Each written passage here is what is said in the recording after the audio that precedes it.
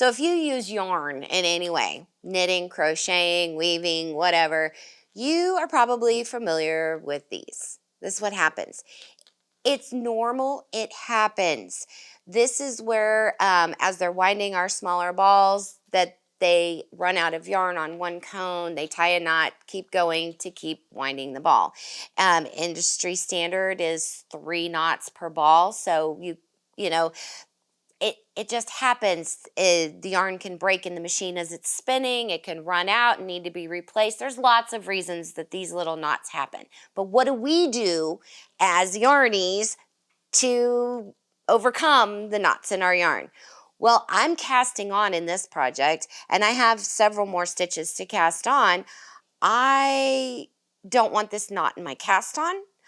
I don't want to clip it and start over. So for this project, what I'm going to do is just take all of these off. I'm going to clip that knot out. I'm going to save this yarn for later on in my project, but I'm not going to use it right now. I am going to cut the knot out and just start casting on here. Now, if I was in the middle of a project and I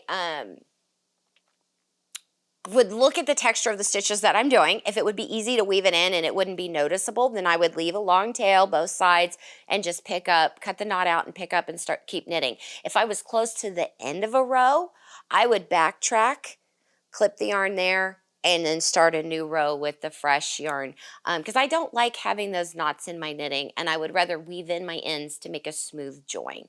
That's how I would handle those knots. They do happen, and that's my suggestions. Happy knitting!